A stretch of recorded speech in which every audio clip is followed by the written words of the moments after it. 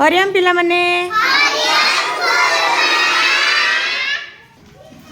आजिर भाषा विकास कालांश रे आस छवि देखि कहवा बहिर जलचर प्राणी पाठटी को पढ़िबा। जलचर प्राणी कहले कौन? जो प्राणी माने पानी रे किंबा जल रे रुहंती सेमानंकु जलचर प्राणी कहा जाए। ताले छवि रे देखिबा के के प्राणी माने अछंती। देख माछ, कईछ, बेंग, कंकड़ा देखि पारिल। ताहले एबे मु वाक्य रे कहिबी, समस्ते गुरुमां पछरे कहिब। कुह पोखरी पानी रे माछटिए खुशी रे खेलुछि। कईछटिए पानी भितरु माटी उपरकू जाउछि। बेंग दुईटी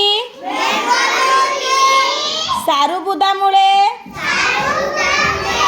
बसिछंती। पोखरी पाखरे कंकड़ाटिए अछि। कईछ, बेंग ओ कंकड़ा एमाने पानी भितरे ओ पानी बाहरे रुहंती। माछ पानी बिना रही पारे नहीं। जानिलो समस्ते? देख पानी माछ केउठी अछि? पोखरी पानी रे ना। माछ पानी बिना रही पारिबो कि नहीं?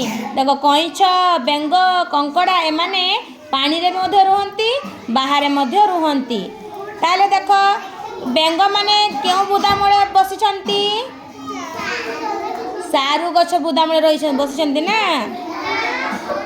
एमिति समस्ते माँ को पाखरे बसी छवि देखी पढ़िब आउ मने रखिब। बुझिल?